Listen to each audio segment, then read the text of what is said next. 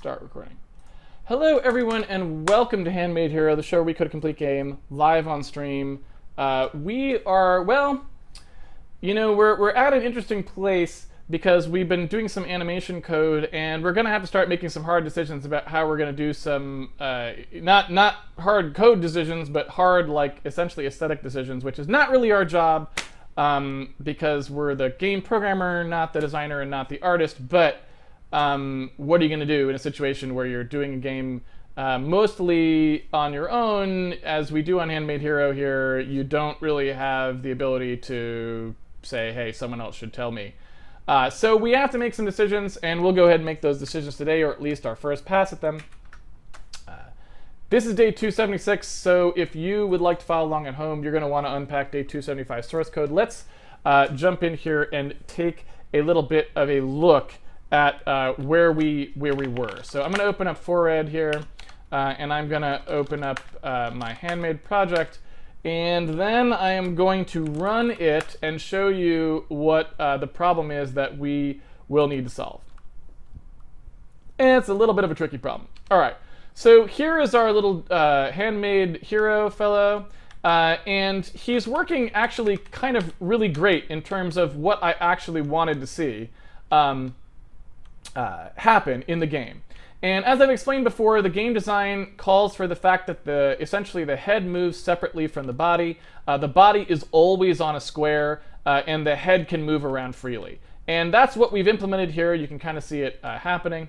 And so actually everything is totally fine. I'm totally happy with exactly what we've got going on here, except for the fact that if you look at what ends up happening if we just do a standard sort of like a blind stretch of the body to reach the head, and we haven't counted for the bobbing yet, so we have to stretch it even a little more. You can see that it kind of comes separated. So we have to stretch the head out even more than, stretch the body out even more than we're currently stretching it.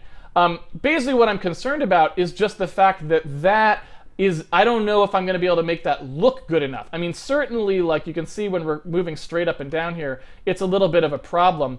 And so the question is just, can we make this look good enough? Now, there's a few things that I think will help. One is that the final artwork, which we will probably start switching to at some point here, is more top-down than this is. So we're maybe, potentially, I don't know, but we're maybe in the worst case for what I want to do here, because the hero is sort of drawn straight up and down. And I told Yangxian for the final versions of everything that we're doing that we're going to be more top-down. We're not going to be completely top-down, so it won't just be a head, like a top of a head that you're seeing.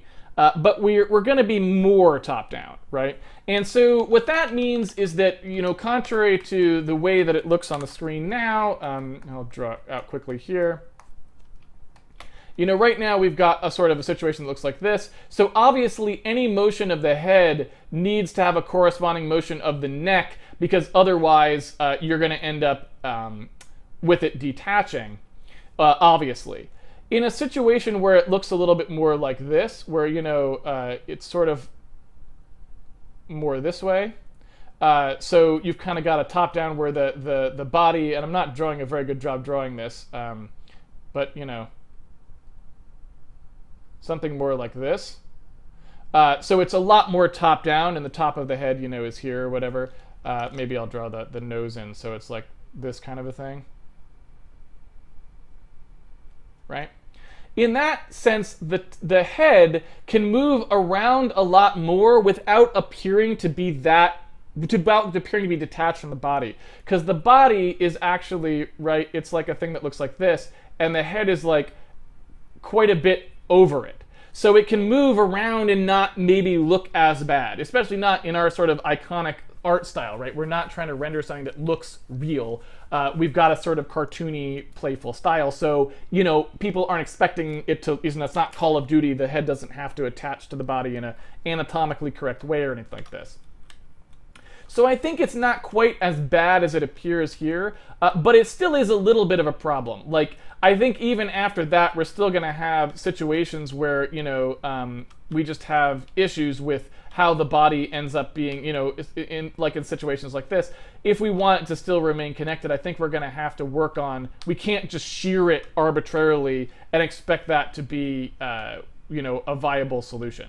So I think what we want to do now is kind of see if we can play with these routines, and like I said, figure out a way to make it so that in situations where it's it's iffy like that, when I'm right on the line there, like that situation there, see what we can do to kind of make it. We gotta find. I want to know, by the way, why we don't have any collision happening on this wall. Because did you ever notice, like, if you collide with these, you actually hit them, but if you collide with the sides, you don't. And I don't know why that is. I literally have no idea. I'm sure it's a very simple explanation, but since we never looked at it, right? Like, I cannot go past these trees up or down, but I can go past the ones on the left and the right, which I have like no reason. I don't know why at all, and so it's kind of crazy. So anyway, but that's okay. That's not what we're looking at now anyway. And we did eliminate the collision detection for our guys in a couple ways, so maybe it makes sense. I don't know. It does not matter to me. Point being, it may be that we're not doing collision detection at all, and we are doing some kind of weird lookup with points. We'll get to that when we get to it. Point being, that's what we kind of want to do today. So I want to just get that, see what we can do to minimize that a little bit, and then when we put the final artwork in there, we can hope that that'll, if anything, just make things a little bit better, and we won't have to worry too much about anything beyond that. So let's start with a few things here. So what I'd like to do first is I'd like to move the head down. I think the head at the moment is too high because it doesn't need to be up like that. I'd like it to be like lower down anyway, and I think that will approximate more what we have in our in the artwork that's coming later, right? I think that'll be a little closer to that. And the other thing we should probably do that we haven't done yet as well is it might be nice to more closely approximate sort of the way these things will be constructed later by actually having them be displaced rather than having them cut out in the artwork. But it may be premature to do that, so maybe we'll leave that for now. Anyway, so if I wanted to move the head down a little bit, what I can do is I can just offset it when I draw it. I can offset it down a little bit just to see what's happening in the code there. So I'm going to go into world mode here, and when I draw hero head, which is in here, I can just sort of arbitrarily decide to move it in Y a little bit further down. So you can see in here, I guess we've got this push bitmap. I believe this V3 here is sort of my ability to displace things. So if I wanted to, I could go ahead and displace it downward. And I guess I can also, since we are working on animation, I can take the liberty here of using the live code editing. So I can just go ahead and take a look at it on here. All right. So first things first, like if I draw this thing displaced, I need a way of making sure that the head shows up on top of the other stuff, right? And the problem that we have right now is that the only reason that things aren't sorting properly just automatically is because of the fact that we don't have our art assets really processed properly. These are still assets. Oops. These are still assets that are exactly the way they were when we first started building the game and really didn't do any sort of testing or any due diligence with how we wanted them packed. They're still essentially like this sort of thing, right? That's what the assets look like. So even though if our head actually was up here and here was the actual position point for the head, that would just totally work because it would sort properly as compared to this potentially, or we'd at least be in a position to make sure it's sorted properly. Right now, we don't have a lot of options for doing that because unfortunately we've got this situation where the bottom of these is actually where it is. So we don't actually know where these things actually are. Now, what we do know is that we can still control the sorting with sort of a hack. So at the moment, we should be able to come up with something clear. And the other thing is, I feel like we may have some kind of a bug in what we're doing right now, because possibly involving like Z or who knows what. But if we take a look at what's going on with the head, if we are to move the head downwards, then if we move it downwards in actual Y, you would expect it to sort in front of this because we sort Y as it gets closer to the screen is how it should go, right? And I'll just double check that, but you know, if I go into render group and I look at entity basis P, when we come down here and take a look at what happens to Y, you can see that we subtract whatever the transformed Y is from our sorting information, right? And so what we would expect to see in that case is that as that Y comes down, those should be lower sorting values and hence sort closer to the screen. Unless I've forgotten and we actually sort the other way. I don't actually remember, but I'm pretty sure we sort with things being less. And in fact, you can kind of see that we sort with things being less because here with our... oh, wait a minute. Maybe we don't? Actually, I think this is just... Maybe we just have this busted here. It looks like we're sorting... Yeah, this is just wrong, right? No. It's correct. It's correct. Because we're subtracting Y, and as you go lower on the screen, your Y will decrease, right? Because Y is positive going upwards at the moment. So as you go lower on the screen, you'll subtract, which will increase that value, right? And so I would assume that we would always see that something that we moved lower on the screen should sort in front of things that we have not moved lower on the screen.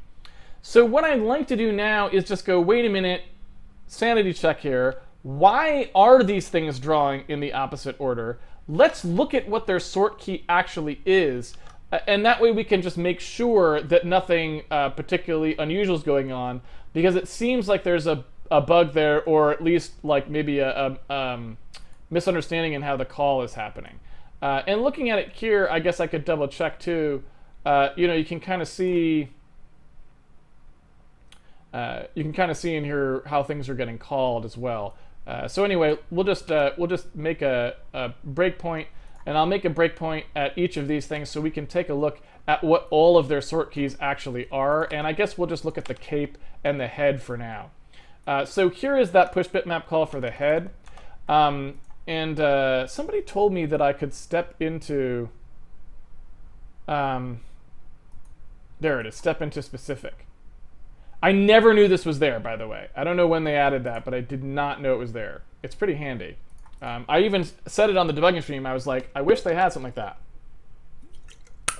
But they do. You just can't apparently get at it from the keyboard or something. But you can get at it with the mouse. So I come into push bitmap, and I'm going to thunk through to another call now that I know that I've gotten an actual bitmap. And that's going to call through and generate one of these sort keys, right? So presumably when I come through here, my entry will now have a sort key that can be used with it. Or actually, I guess that gets stored in the other thing. So I'm going to have to look in the dim that comes back for it, right? Should be in here. So there's the sort key. This is the sort key for the head. So there's this 4095.32007. That is the sort key for the head. And let's go ahead and run forward to the sort key for the body and see what that is. Oops, forgot to do my step into specific. Come here. There it is. So inside here, I'm just going to do the same thing, follow the push bitmap call through until we actually have a valid entry, and then I'm just going to look at what its dim is. So there's its sort key, and this is the sort key for the body. So it's pretty clear that the sort keys for these two things are differing by a dramatic amount. So that's not a Y sorting issue. That's going to be a Z sorting issue. And so what you can see if you take a look here in the render group calls is that the 4096 is based on the Z situation. So you've got the object transform upright thing going on, and you've got the original PZ stuff. You've got all of these things happening here. And that's doing that sorting. Now, I guess my first question is, who actually is setting the upright stuff, and is it getting set for both of these? Because I don't actually know if it is or if it isn't in the object transform. So I'm going to take a look to just see who gets set to upright and who doesn't, because I don't actually know. So we've got a default upright transform that's getting set here for the object's entity transform, and then I don't know if it ever gets unset. Let's see, push bitmap. So everyone is going to have that. Everyone's going to have that set. So I assume it can't be that. We could double check. We then have the original PZ and the PZ, right? The PZ is the transform Z. So let me just take a quick look and follow that through just to make sure we have a handle on it. So we don't use the original Z in here anywhere. We have the object's transform offset P, and I don't actually know why we don't include the Z in there, but we don't. So we don't have the Z in there, but we do have the object transforms offset Z, whatever that is. That does come in here. And then we've got the original PZ. So we use both of those Z's. We use the transform Z, and we use the Z that comes in. Both of those things are added together to produce the final Z. So my first question would just be, is there actually a Z value getting passed here? And it looks like actually there is. In fact, there it is. So it looks like all we did is we actually put in a Z value that we're actually using here. I don't want that to happen, right? That is not a good thing. And so that was how we were, I guess that was just because I hacked that in to sort the cape on top, which again is not really something we probably should have been doing, but there you go. And so you can see how the cape, the on topness of the cape there is a problem, right? So what I can do there is I can address this slightly differently, I suppose. I can make it so that the torso is always slightly up in Y, or rather the cape is slightly up in Y, or the torso is slightly down in Y. I can try to do something like that. Again, a little bit of a hack, but it's less of a hack. We're probably going to have to confront the Z sorting stuff at some point here, because again, it's gotten a little bit out of control, and we're going to need something a little bit better than what we have. So let's take a look here at what I could do. So if I was to displace it downward, oh wait, that's going to do the opposite. Sorry. If I was to displace it upward, I think we'd still have a problem of when. Yeah, you can kind of see that when we get bobbing action happening, we're still going to occasionally be in there. So again, we really kind of need some way of, just because it's 2D and we have to hack these things, we need to clean up that Z a little bit, because we've had consistent problems where we just don't have a handle on where all the Z values are going to be exactly. So we don't have a great way of knowing, like, this is how we're hacking this, or this is how we're actually sorting this and that thing. So we have one more pass to do over that to actually nail things down, I think, because it's very frustrating to not have that solid. It's one of the things that's really annoying about programming on stream, is because there's such a limited time, I never have those times where I can just spend 8 hours going through things and like working them out, which are pretty crucial sometimes. You're kind of always in the state of, well, we never quite got to the end of that because it would take too much to actually do. But you know, that's just something you got to live with. That's the nature of doing programming in this fashion. So anyway, you know, that's a little bit of a problem there. There is probably more we could do about it. We could also say that we are going to pessimize the torso instead, right? We could say that that's going to have some very slight Z offset. And that's another way that we could go about that. And if we just make that be some kind of ludicrously small value, then it would always stay sort of behind, I think. And that's probably fine, right? So that's probably something we can do for now. But again, like, I think we want to clean those Z's up. So here's, you know, me walking around. And I can also do that for the cape so that it never appears above the head. You know, I could say, like, I want these to be at very small Z offsets relative to each other. And then, you know, we kind of wouldn't have that sorting problem. You know, here's the dude hopping around. I feel like there's probably going to be a problem here where this is going to be wrong, but yeah. Well, no, it looks, yeah, see, like right there. See how that's wrong? That's the consequence of doing that, which is why I say we're going to have to do it correctly when we sort of get down to it. But anyway, so the problem at the moment that I want to address now that we've sort of been able to shrink the guy down a little bit compared to where he would be. And I can do that even a little bit more. I think I want him to be shrunk even a little more than that. Because like I said, I want him to be pretty compact, because he's going to be more of a top-down sort of a thing. There we go. And I think the cape also will be a little bit like that as well. I think the cape will also be kind of down further. So I think this is a little more representative of what it will look like. You know what I'm saying? So as we're hopping along here, I think what I want to do is just really limit the degree to which I do that shear. So the shear will not be as exaggerated as it is, because now it doesn't have to avoid that offset. And then again, the part of the art, the final art assets job will be to make sure that that is an okay looking thing, to have it sort of nicely compact like that from a more top-down perspective. So if we wanted to do that, all I really need to do here is go into where we're actually computing that sort of displacement code and try to limit what's actually happening. Now you can see here, and in fact I guess I'll go ahead and maybe record a loop here of him doing some particularly bad stuff. So I feel like going around like this is a pretty good example of that. So we'll just go ahead and do a loop of him sort of coming around like that. And so there you can kind of see it's really bad, the really bad cases there. So as that's looping around, I'm just going to take a look at what happens. If first of all, I'm going to just go ahead and turn off the shear entirely. So that's what it would look like if we weren't shearing. And you can see that obviously we do get quite a bit of separation there. So there's that. And so there's one of the things we can do is make it so that hop maybe follows the head more quickly, or something like that. We can certainly do some things there to potentially help ourselves. But what I'm going to do here is see what I can get away with in terms of shear before we look bad, right? So like that probably doesn't look bad enough to be too concerned about. Like I'm okay with that amount of shearing on the thing. That doesn't seem to be too bad to me. And similarly, the other thing we could do is we could consider sort of normalizing some of this a little bit more, so it was more of a rotation and less of a shear in certain circumstances as well. And I'm not sure whether, to what degree I want that or not, but point being, that's a little bit more. So now the question is, could I make it so that it doesn't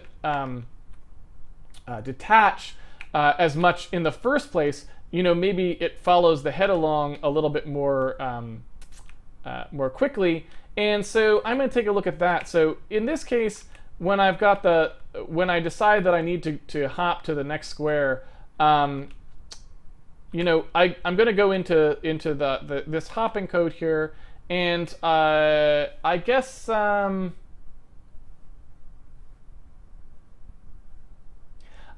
is a little bit of a delay on the jump, which is probably okay.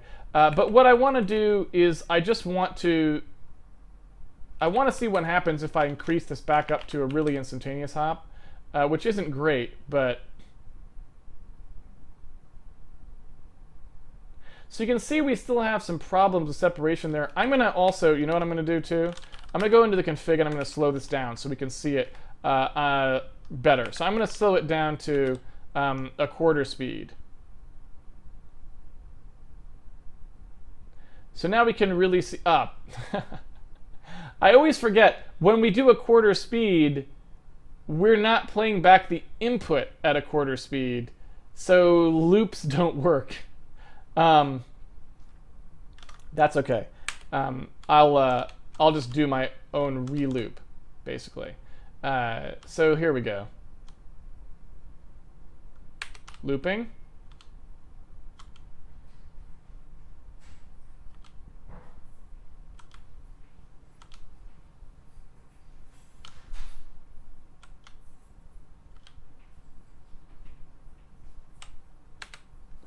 So there's the loop, and you can kind of see that the problem is that, even right off the bat there, I sort of get into the situation where, just stretching the head around by itself doesn't really attach to the head, as you would expect, because I'm only going 10% of the way there. And so I guess, and the other thing too is I kind of need that stretch to happen, so maybe that going down is just not going to work. And, that sort of the jumping, the springiness thing is not really going to be useful. And I don't know to what extent I can really change that. But let's play around with it a little bit and see what I can do to mitigate, at least to a certain amount, that downward bobbing, right? So let's say for instance that I was to get rid of that downward motion of the head. So now as I stretch out, I'm going to see how close I am typically to the head.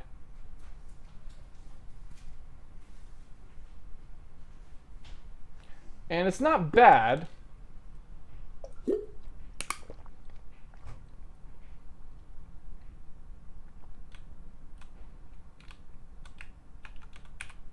So here's a question. I've got my movement.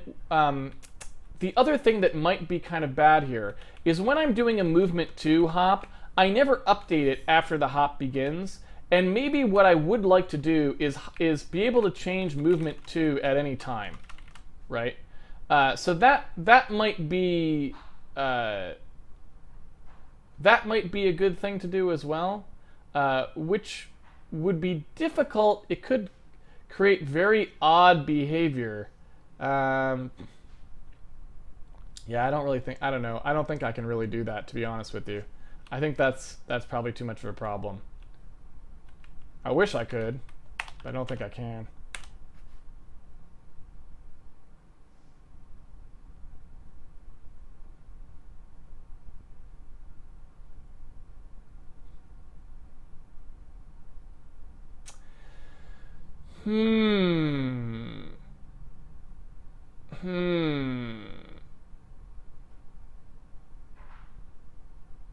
So I guess the other thing too is, what if the hero was bigger?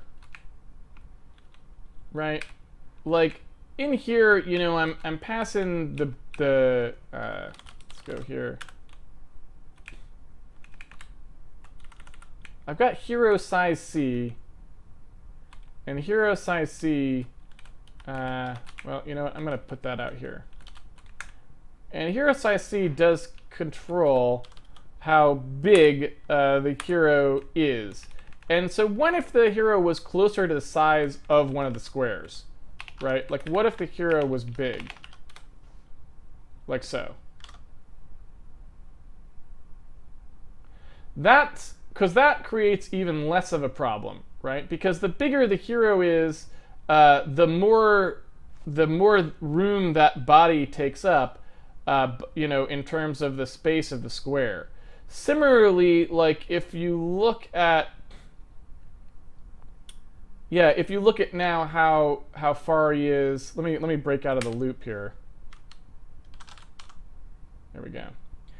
Similarly, if you look at how he's constructed now, I could move him even further down, and again, the art could work there.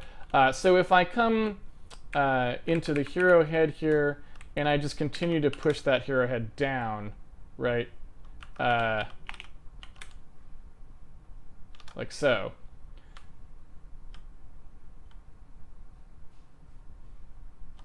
Now we're getting somewhere, right? Now we are getting somewhere, and that's a good thing. So I'm going to see what happens if I increase now that head delta amount twice what it was in terms of how much I'm allowing it to shear.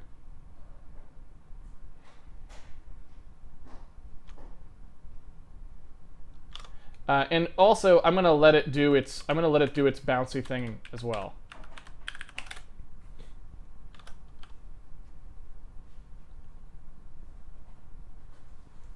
So this is getting much better, right? That's getting much better. And again, we've got a bunch of things that, you know, it's hard to tell without having the actual art in there. But that's starting to not be so concerning to me, right? Because if this was a fatter, sort of wider, you know, if that's more what the hero looks like art-wise, then, you know, most of these are starting to look okay. And you have to imagine the perspective is different, right? So it would look better than it looks right now. So I'll go ahead and I'm going to take off the time step here.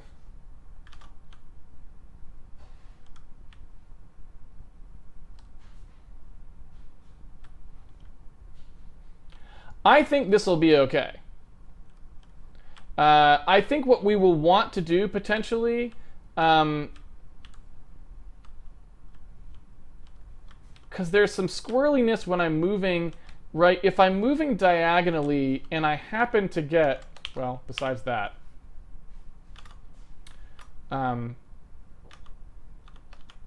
if we don't find a thing to stand on, why are we even, we should just, that case shouldn't even be happening. Why am I even letting that happen? Right? Because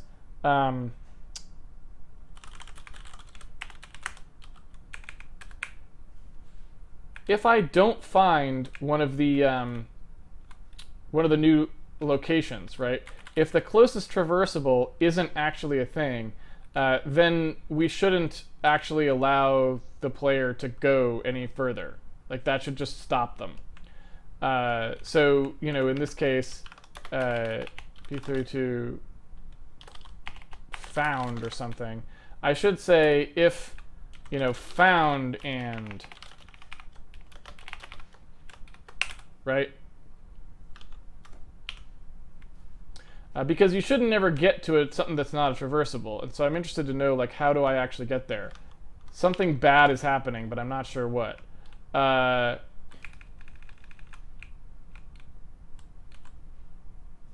Oh. You know what? I know what's happening. What's happening is the camera is transitioning. And we're storing these as raw positions, which we can't do.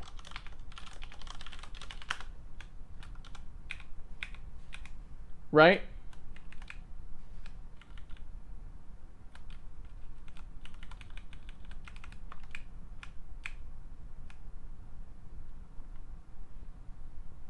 Where do we store, like, our P and our DP, these are totally bogus in that sense, right? Like, we can't store things like movement from and movement to, because they'll change at when the camera moves, if that makes sense.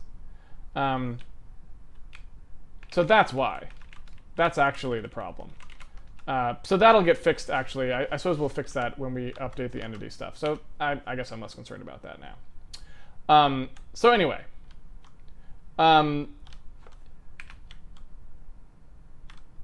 Yeah, I think this is reasonable. But like I said, the problem with the diagonals, where it kind of does that hop between the two of them sort of a thing, I'm not sure how I feel about that. One way we could do this is just not allow diagonal motion. Like, we could say that diagonal motion is not something you're actually allowed to do in this game, and I'm not sure how I feel about that. I don't know if I think that gives something up. I know that you're only allowed to attack in the 4 cardinal directions. Again, this is very much like Zelda or Binding of Isaac. And now that I think about it, in Zelda, in Binding of Isaac, you can definitely move diagonally. But in Zelda, you cannot. Am I right? Like, you are not allowed to move diagonally upwards in Legend of Zelda. So it's possible that I could just say you can't do that, which, you know, I don't necessarily want to do strictly because I'm not sure exactly how to make the artwork well. But it would be potentially useful from a game design standpoint to say that the motion is always rectilinear, given that it's important that we have this tile-based sort of motion, right? So yeah, like,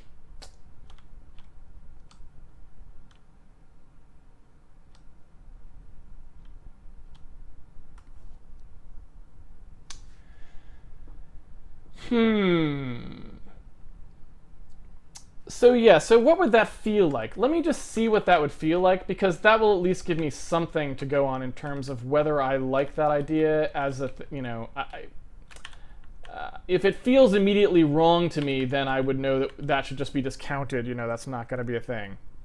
But yeah.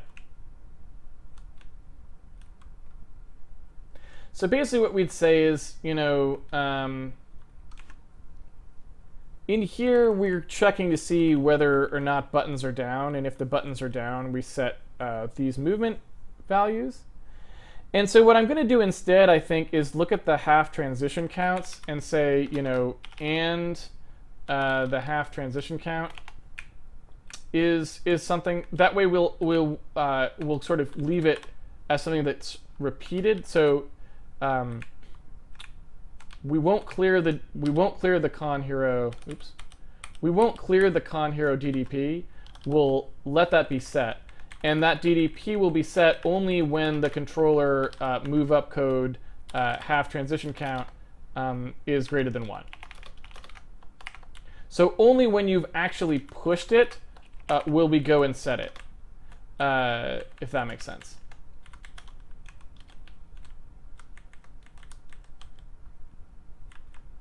And is that, do we already have that? Is that just went down?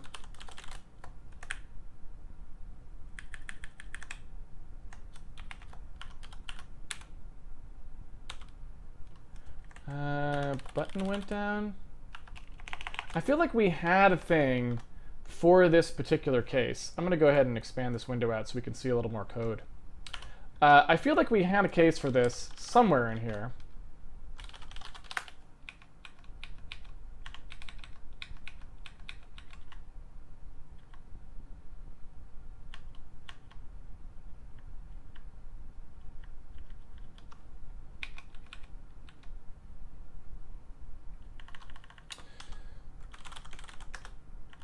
Maybe is down? I feel like there were some button things, but where they are now, nobody knows.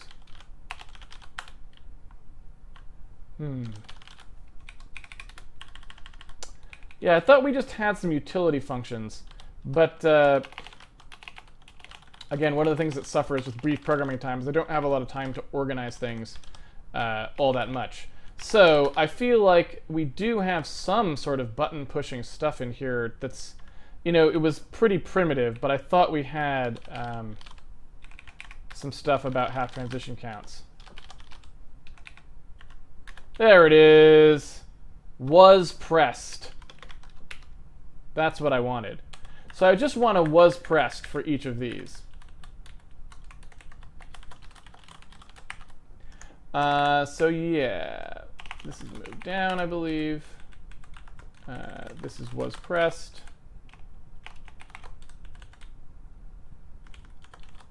Was pressed. So when we're pressed, we're going to do this. But what I'm going to do in addition to this is I'm going to clear out the X. Or rather, whatever the corresponding other pair was, I'm going to clear it. So this way you're only allowed to move in one direction or along one axis at a time. If that makes sense. And the other axis will just get zeroed, will get cleared out. Yeah. I guess the other thing that I have to do, is I got to make it so there's some way that you can get it so that nothing is down. So basically, like if you release everything, so if not, and do we have an is down? Apparently we don't.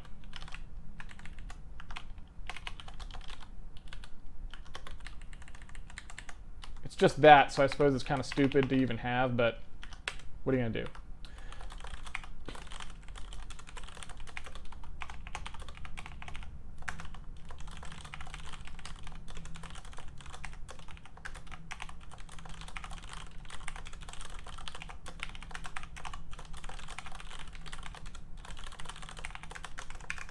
So in the case where we don't have anything happening, we clear it. So now I can only do one direction of motion.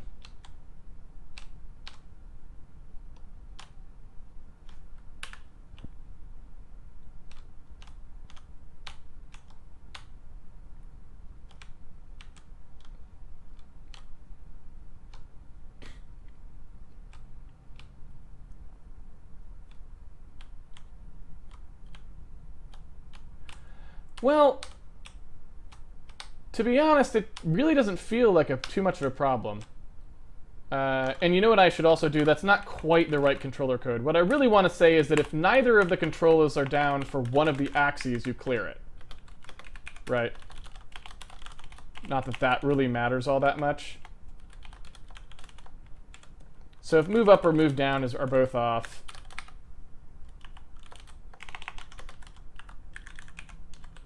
same here.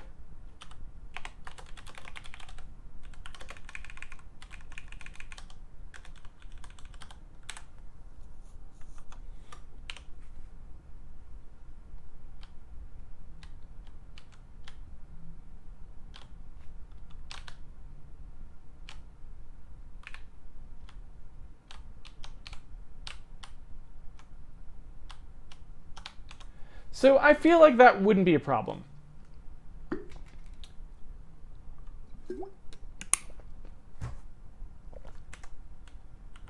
I'm not sure exactly how I feel about it yet. Like, I don't know that it's exactly what I want, but it's certainly not bad. And I guess it's closer to the Zelda-ish style of the original Zelda, which was the game that I was interested in sort of exploring. Because in that game, if I remember correctly, you could not move in arbitrary... You could not move diagonally. You could only move up and down.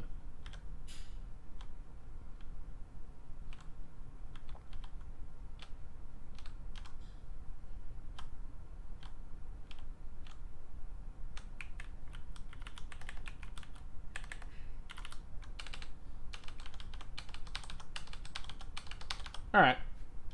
I'm relatively happy with that. I'm relatively happy with that.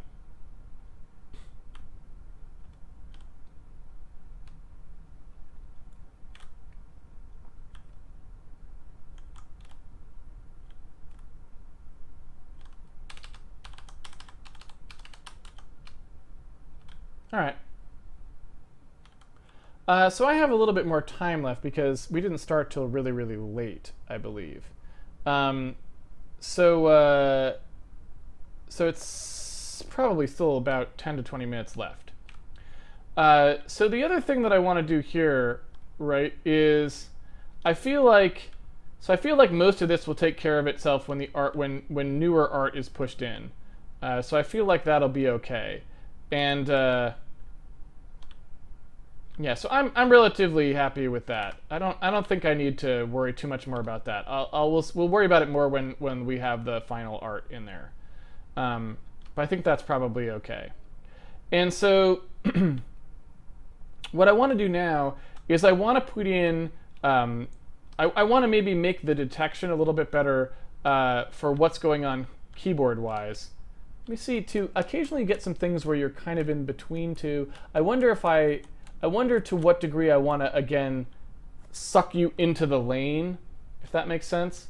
I had it in there so that you would get sucked into the lane, but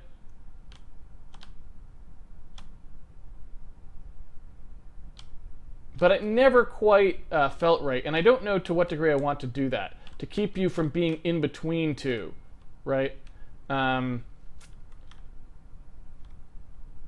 I don't know what I want to do about that. It didn't seem that like a good idea when I tried it before. One thing I do want to do is right now, if you push down both buttons and then let go of one of them, only if you keep held down the second one you pushed will you keep moving. So I feel like that's not a great solution to how to do that input anyway. So I'd rather make that a little closer to what the final thing would be if we were going to go with this, which is that if you do push two down and then you let go of one, it should really just be whichever one got pushed down last is the move direction you go. But if you let go of one and you're still pushing down in another, then it will pick that one up, right? So I think what we want to do here is something like, okay, when something gets pressed, it takes precedence. And that's sort of what we're doing here. But if you were to make it so that something went all the way off, right? But there might have been a different button that is down. I think I want to do something more like this, where I say, like, okay, in the case where we released all the ups, is there something down that's not, that's in the Y, right? So like, I'm sorry, I released left or right, and so we're not moving that direction anymore. Is one of the other directions held down? For example, if move up is being held down, then let's do that. And similarly, if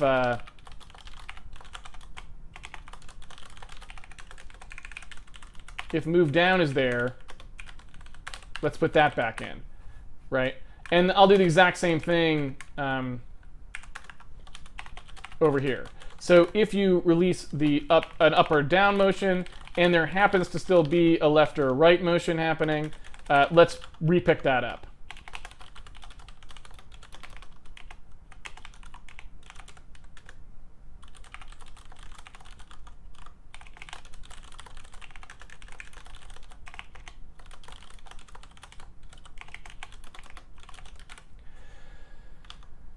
Yeah.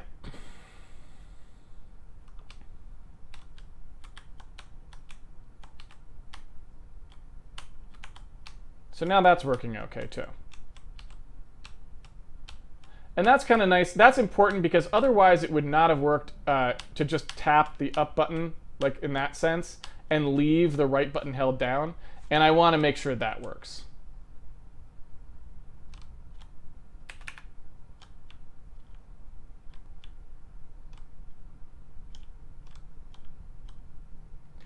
So let's take a look at, and I'll just, now that I've sort of recentered on that a little bit, let's just take a double check to see what's going on here. I'm gonna switch this around, right? We had put in the code for doing that sort of sucking you back in.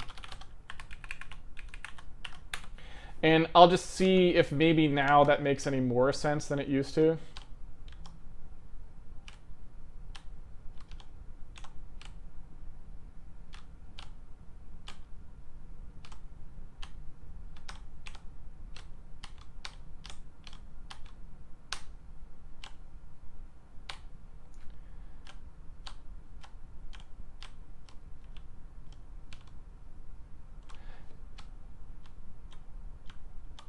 Well, I mean, it feels fine when you're close. The problem is when you're right in the middle and you kind of end up going diagonally, it just feels a little weird. Maybe I could set it on a timer. You know, like when we're moving sort of, when we're doing this sort of thing, right? What we could do there is say like, well, you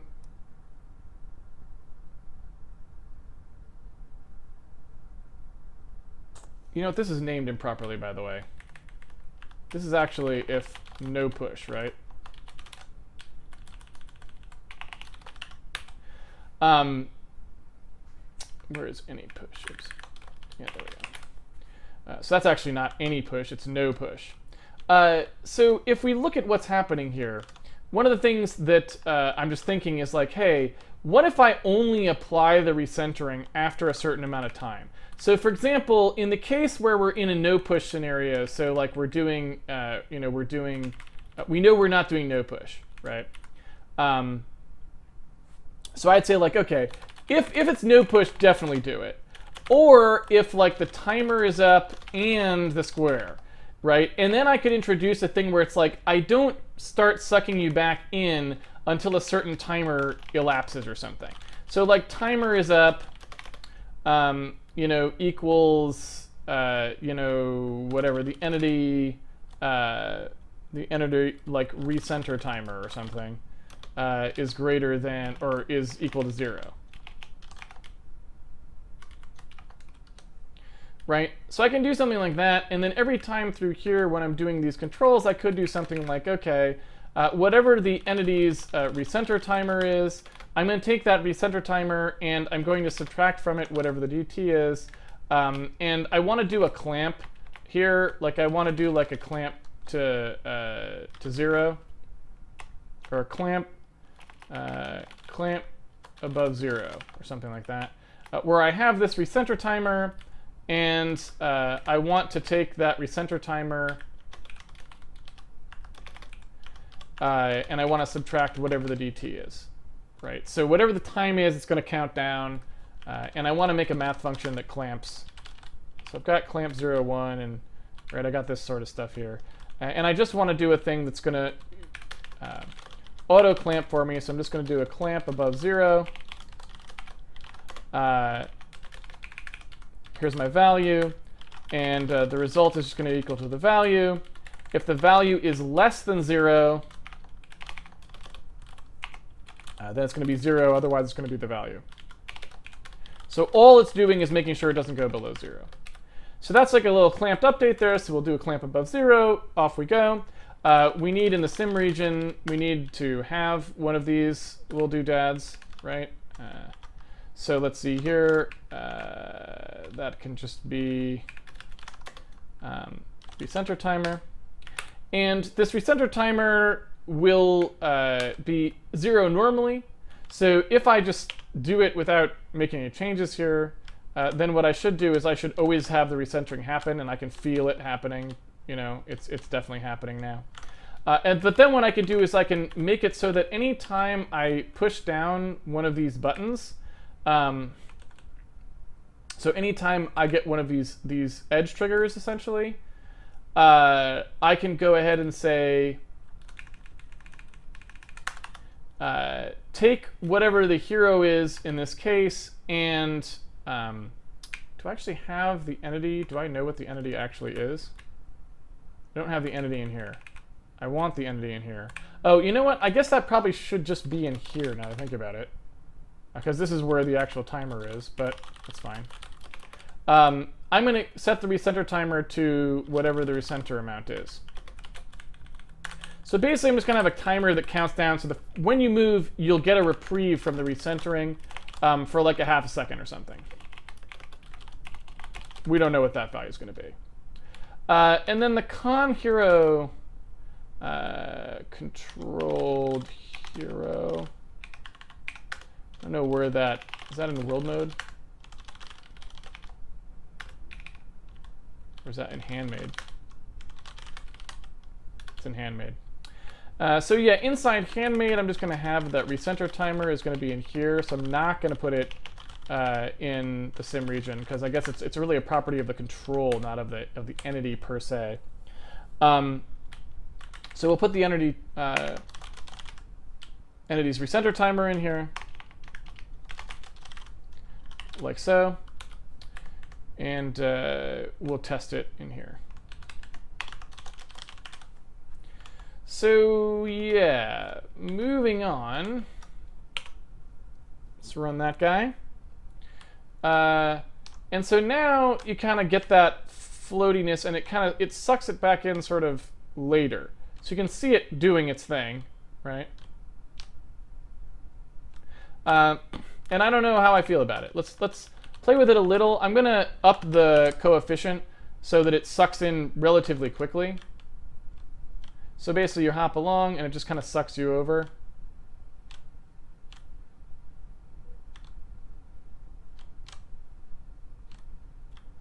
That feels even worse. We'll loosen it up a bit. Try it with a really faint one.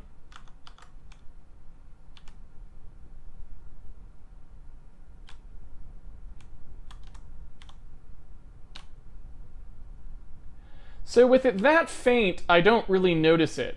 So if nothing else, I suppose that's probably good in the sense that it slowly restores you over time without it being too noticeable. So maybe we can leave that one in, at least for now. All right.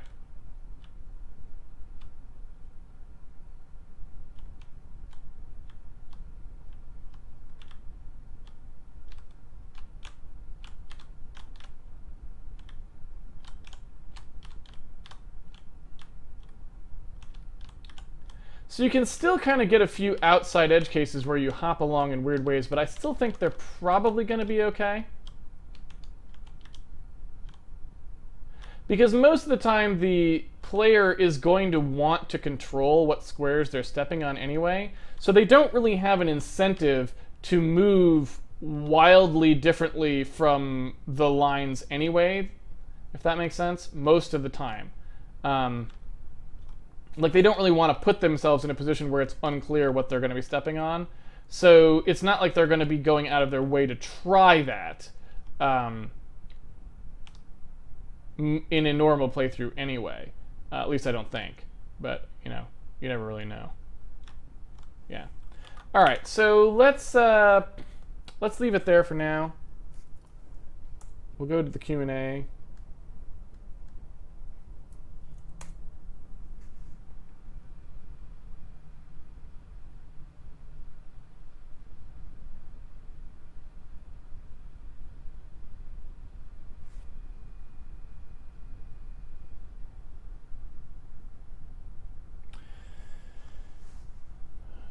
Do you think like a sort of rhythmic based movement where the hero would have to wait a bit before being able to move again, let's say he's getting ready for a jump instead of staminalessly jumping around nonstop, could perhaps help in this situation? Realize it's a design decision, it might not be what you're looking for, but perhaps you haven't entertained the idea. I think it wouldn't be particularly useful in the way this game works necessarily.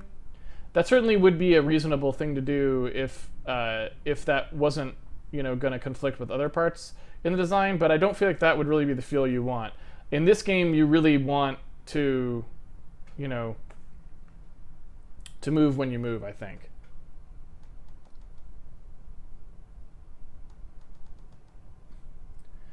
Do you think rotating the torso would help?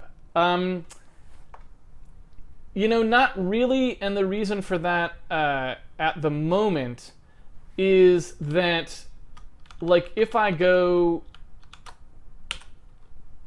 and look at what the bad cases are, they don't tend to be ones where I'm moving sideways, where rotation would make sense. They seem to be ones where I'm moving up and down is really the bad parts, right? So I feel like mostly what we're going to want to do is just make sure the art is from a more top-down perspective, and then just try to minimize the degree to which we share it. Like right there, you know, you can kind of see, you see how it gets really far behind like that? And so that I think is mostly the problem. For the Q&A, can you have the hero walk around on a live loop? Yes, I can.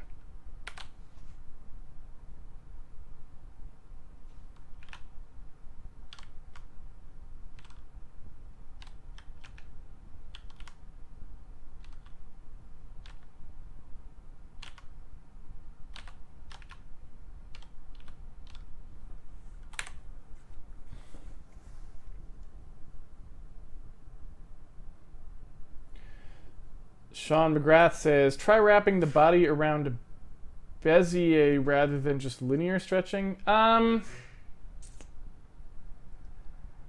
mean, I don't think, you know, if the problem was just that we wanted to like just stretch out his neck and not the body or something, then I could see that maybe being the case. But I don't, in this case, we don't really have a part that's like good to stretch, but another part that's not. So the Bezier, I don't know that would really do much for us.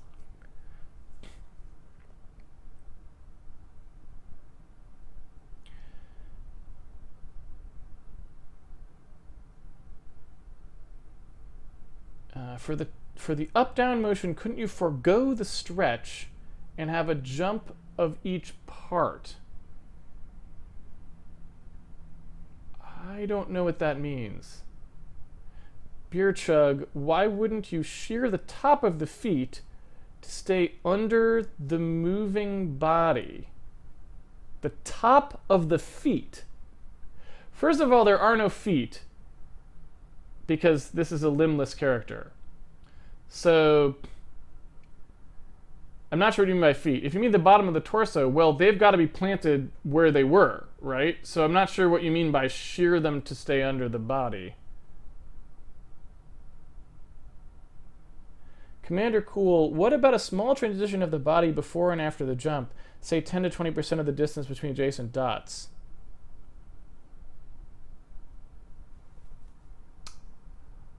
That's an interesting idea. That's an interesting idea. I don't know about that. I don't want it to feel non-grounded, but you know, there might be some value that's small enough that it helps, but not big enough that it feels ungrounded. So we could certainly try it. If we took a displacement, if we just had a displacement in here, that could work. So let me see. That's the hero head.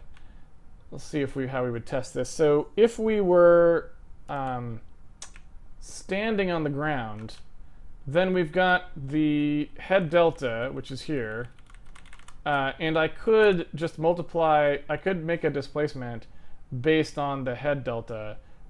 So I could do something like entity p equals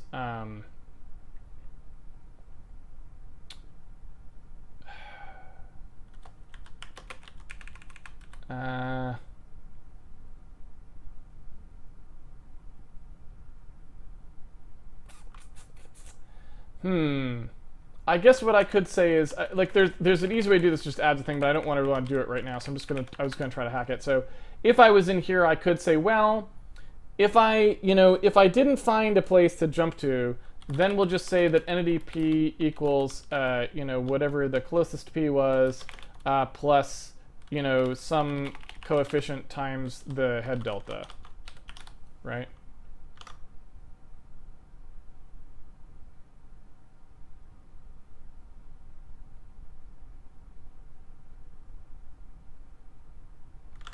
Seems like it's doing something a little bit weird compared to what I would have expected.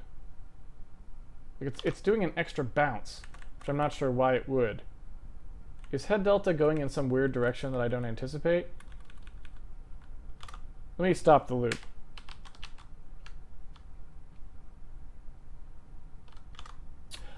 You know what the problem is with changing that is it will change the way that we were doing the jump delta. Yeah, so this body distance thing. Why were we doing it that way? I don't actually know why we were doing it that way.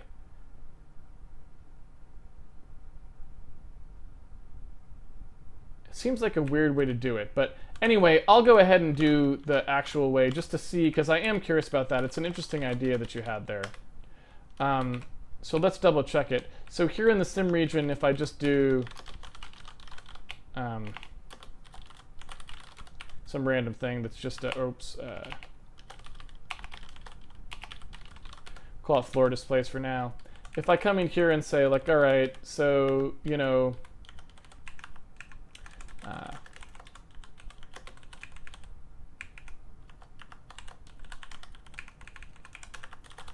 entity floor displace would get reset here. Of course, there's a discontinuity, so we'd have to.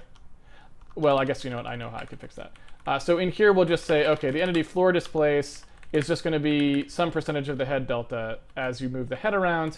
If we're not in that mode, or really probably at any time, the floor displacement will always decay downward. So we'll just say that the floor displacement, whatever they are, will always do a clamp above 0. Or will we clamp? How would we do this? I guess I have to always decay them in the opposite direction. So yeah, this is one of those things that we would not want to do the way that I'm about to do it. But if we wanted to displace it back to 0, then I would do something like, I guess, you know what? I'll just leave it for now. We'll just say that this is always going to be the case.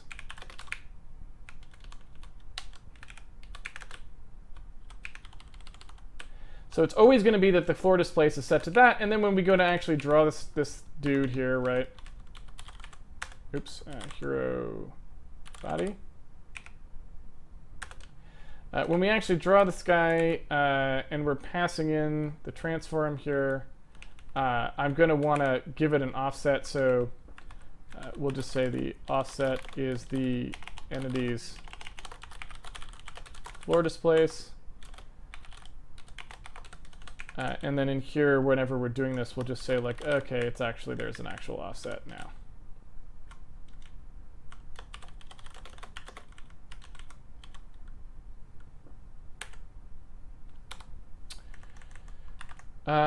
Yeah. So that's oh,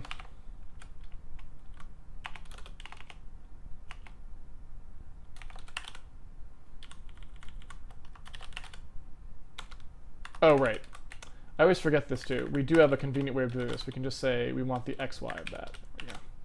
So in theory, that would do it.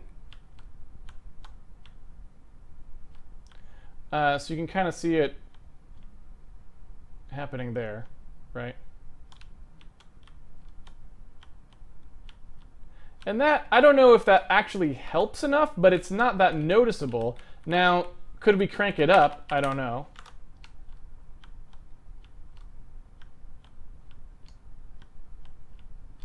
It seems possible that maybe we could apply the floor displacement only to the cape, though. You know what I'm saying to you? So maybe we don't apply the offset to these at all, but we do apply it to the cape. And if you imagined the cape being wider so that you didn't get that torso showing through, like if the torso was smaller, that seems useful, right? Potentially. I don't know. I think it's worth sticking in there. Probably. My guess.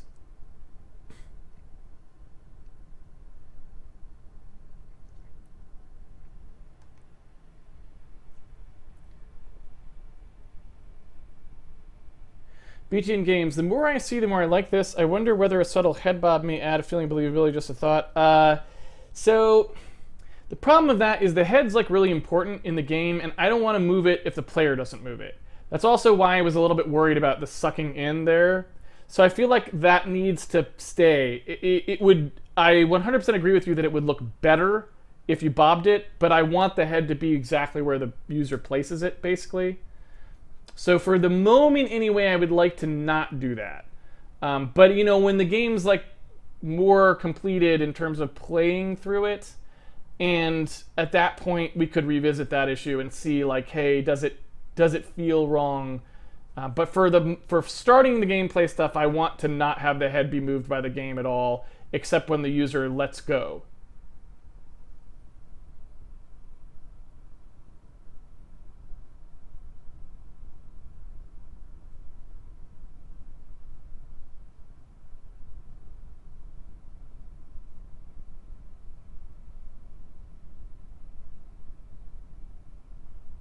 And long Boolean, it seems like you got to the same conclusion I got to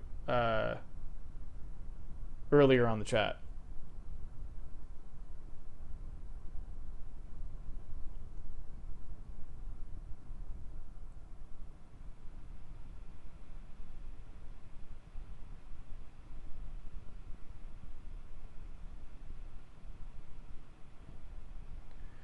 All right, so I think we're good on questions related to what we were doing.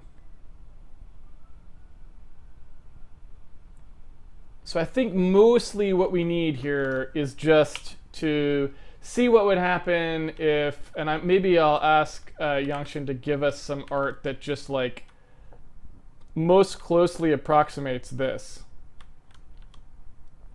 right? So something that's like kind of really stacked and very top-downy, and see like how that looks if we put it in here, and the torso would be kind of like, you know, pretty minimal in terms of its angle. It would be fat, but very top down.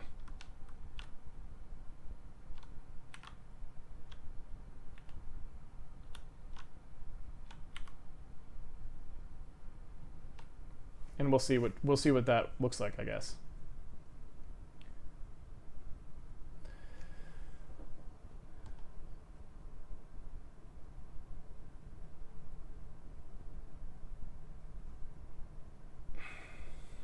So yeah, so I think that's good. I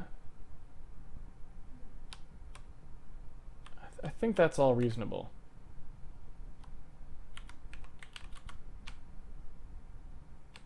All right.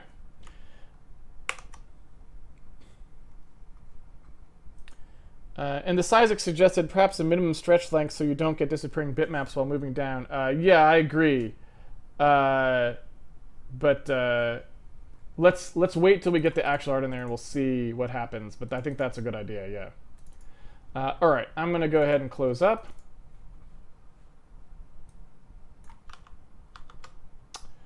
Okay, thank you everyone for joining me for another episode of Handmade Hero. It's been a pleasure coding with you as always. If you would like to follow along at home, you can always pre-order the game on handmadehero.org, which of course comes with a source code so you can follow along.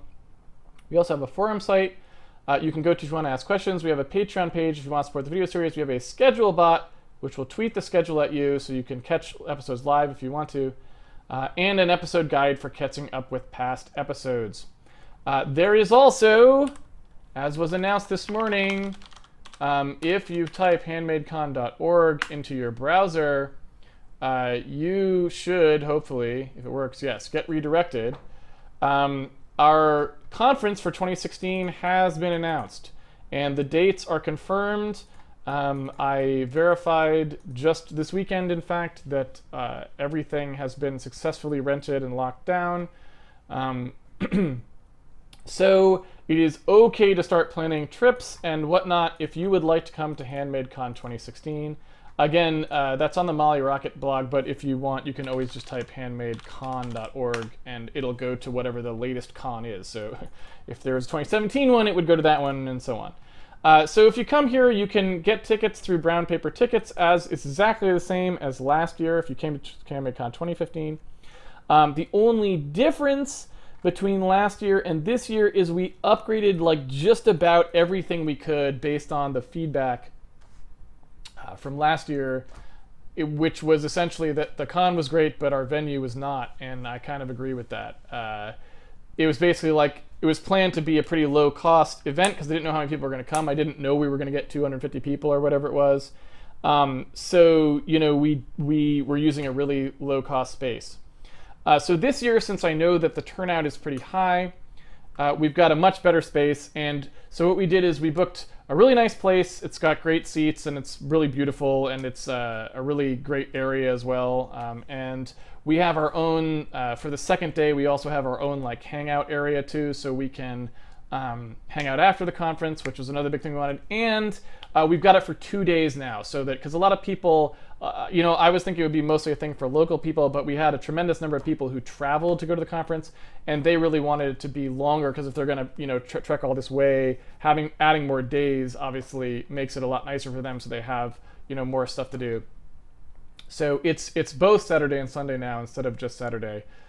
So there's a lot more conference, if that makes sense.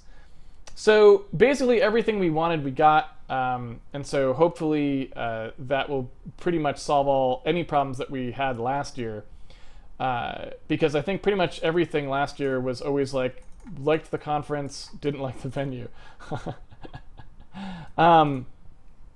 That's not true. People were always very positive, but you know, if I looked at the list of things that people asked for last year, they were never like really content related. They were almost always venue related. We'd like nicer seats, we'd like more break time, that sort of thing, more days. And so it was really just a question of, could we rent a nicer venue and could we rent it for longer? And I was eventually able to do that. So if you like HandmadeCon 2015, 2016 should be exactly the same but better. And so check out those and see if you can make it to this one. If you can get tickets here. And this actually is a shot of the entrance area of the place where we're holding it. It's pretty cool. It's really nice looking at night. They have a pretty cool lighting scheme.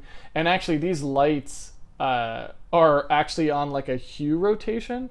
So they kind of like subtly change over time. It's kind of freaky. So sometimes they'll be like deep purple and other times they'll be like light blue. It's kind of weird. It's cool though. And this actually is also running water here, which is kind of neat. It has this like shimmery effect to it. It's not on here because I'm here at a night when they were off. As you can see, there's nobody in there. But yeah, so it's pretty cool. So yeah, all of that stuff should be great. Definitely check it out. And again, that's just handmadecon.org in your browser. As with the previous year, I tried to keep it basically as cheap as possible. because I computed out like how much we would need to pay like speaker travel expenses and renting the venue, and I basically just set the price at what it would take to cover that if we sold how many tickets I roughly think we will. So it's not quite as cheap as last year, because last year was $35 and it's $60 this year. But last year was only 1 day, so actually the per day price has gone down. The per day price went down $5 from year over year, and so I think that's pretty good considering the fact that we will get everything basically upgraded, and it's you know in a nicer place, a nicer location in the city. The other thing too is I think I can get that down even further. So as we sort of scale upward, depending on how many people, if we have a good turnout this year, and we grow a little bit every year, then that allows me to rent like nicer venues without increasing the cost, right? Because every additional person you put in a venue is basically giving you more money to work with to rent the venue without actually creating. There's no per person cost. The venue costs what it costs. So if you can bump up, if you can get to a 2,000 person thing at some point, and you're selling tickets to 1,000 people or something like this, then the price can go down dramatically, because at that point you've got so many people paying for space. Even though the spaces get more expensive, you can sort of reduce the ticket price. So I think it's entirely likely that we'll be able to maybe get the ticket price down to $50 next year, which is where pretty much I think is a good place for it to be. Just like I said, keeping it affordable. I don't want it to like creep up. So I was okay with it getting a little higher this year, just because we're expanding the conference so dramatically, and it's like a lot more time. I'm okay with it going up, but I don't want to see that be like a trend. I don't want the ticket price to like creep up until it's $100 or $200. I really don't want that to happen. So pretty much every year I will be trying to like figure out like what can we do in terms of scale, and can we keep the ticket prices low. I realize that the ticket prices aren't high compared to anyone else's conference, but at the same time it's like that's not really a reason not to try to figure out how to keep it as affordable as possible. And it is true that there are students who are local, and students who are, or fans of Sirius who are coming from further away. The $60 is not an important part of the cost because it costs so much to get a plane ticket and everything else and hotel. But for people who are coming locally, it does make a difference, right? If you can get it down to $30 again for 2 days or something, then that definitely makes it a little bit easier on everyone who's coming locally. So that's stuff that I'll be working on. Again, not super relevant, but that's just, I like to be upfront about the pricing because, again, if you've heard me talk about GDC, one of my biggest complaints there is they just absolutely milk it for as much money as they can, and you see these ticket prices that are like, $1,000. I think regular registration is something like $1,800 or $1,900. It's crazy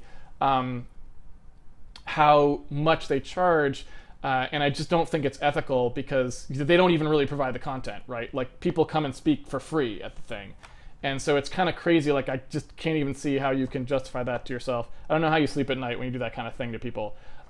So like that's like a very hard priority for me, is that I always want to keep the prices really low on the conference, and that's basically where we've been at on it this year, and we'll see if I can do better next year. If we weren't paying speaker travel expenses, these prices could be way lower already, right?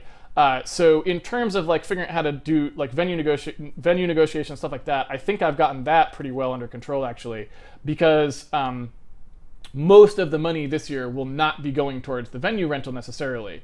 Most of the money will probably be going towards paying speaker travel and stuff like that. Again, it's like, it's all just kind of a toss up. I could reduce the price, but again, speakers are donating their time to come and speak. They should not have to pay out of pocket things. That's like another really crazy thing about like something like the GDC, which I don't approve of, right? And so I try to keep it all as balanced as possible so that the speakers and the attendees are getting absolutely as fair a deal as I can possibly put forward for them. And I spend a ton of time working that out. And so this was, I think, the best go around this time, but we can probably get it even better next year. So that's the complete thing about HandmadeCon 2016. The speaker list is not announced yet.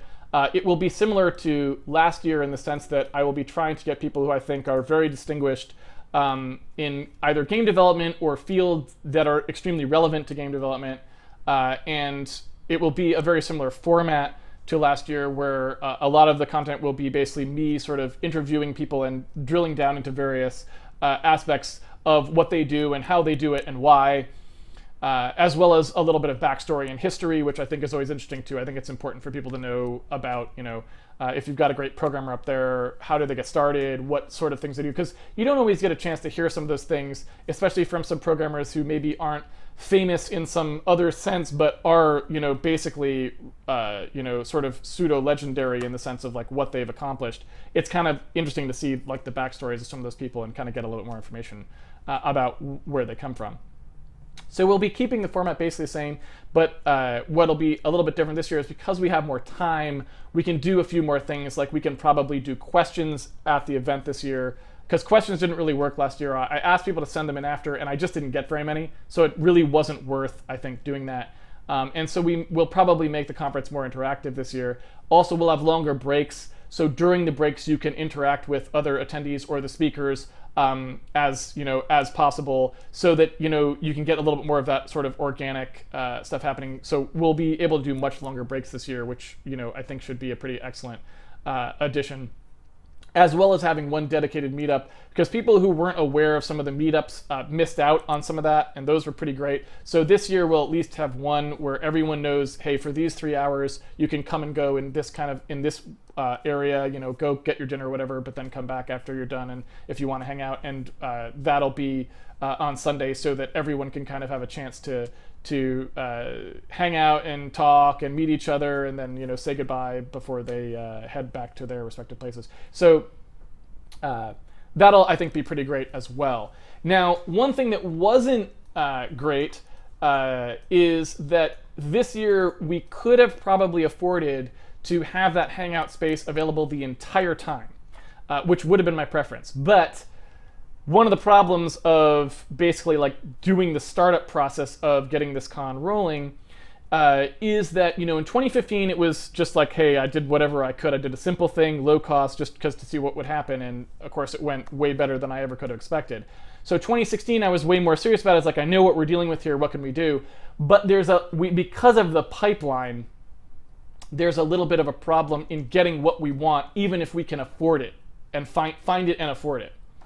And so there simply wasn't any schedule availability to get a hangout space for both days. So I anticipate, it'll kind of be a test in 2016. What we'll do is we'll see how that hangout space works. I think it'll probably be really good. And assuming that it is, for 2017, I've already kind of got things slotted, and I'm trying to kind of keep things reserved. For 2017, we'll probably go ahead and get that space for both days. Because that way we'll always, for the entire length of the conference, there'll always be a place you can meet up with people, even if you're going to go somewhere else and hang out. There'll always be a place that you can meet up with people, and where people will sort of be hanging out when they don't have anything else they're doing at the conference. And I think that'll be really great. So I wish I could have got it this year. We couldn't, not because of the money. I think we probably could have made the money, or I could have raised the ticket price by $5 and or whatever, right? I could have made that happen, but it just simply wasn't available. And this venue was by far the best one in terms of what we needed, and the price, and what they required and didn't require us to do, all of those things. It was definitely the best. So it was a very, very clear choice. There wasn't really any other option, and there just wasn't an ability to make that happen. So for 2017, I think we can improve on that even a little bit more. But we'll use 2016 as sort of a test. And if it turns out that space really isn't that useful, then we'll know and we won't do it. But I feel like it probably will be. And so Sunday will be the test day to see how we like it.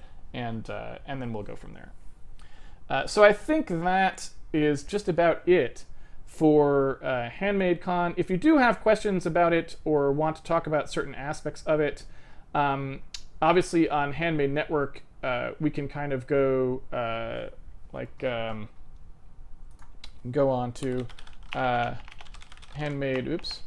hero.handmade, spelling.network. And you can go into like one of the code forums here or something like this. Maybe at some point we should make a forum for the conference, And I don't know if anyone out there is listening who is one of the mods. There are no administrator options at the moment on these forums for me, so I can't do it. But we may want to make a forum for Handmade Con, because that way people could post in there if they have questions, or and each con could have as we go. So if you do have stuff that you are interested in knowing, you can post it on there, and then I could take care of it in a blog post or whatever coming forward. So I think that's basically it. Let me double check the chat to see if anyone has already posted anything that I should respond to, but I think we're pretty much good.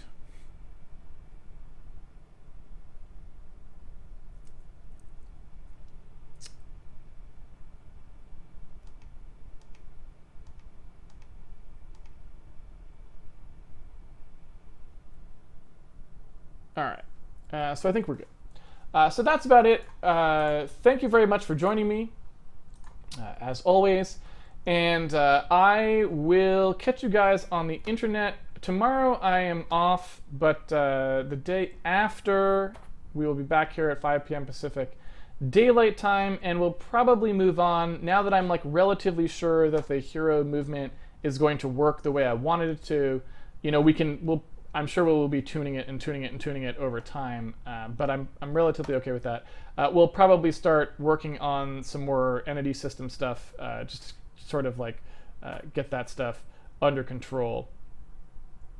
So we'll take care of that. And so if you're interested in that, come back Wednesday. Until then, have fun programming, and I will see you folks on the internet. Take it easy, everyone.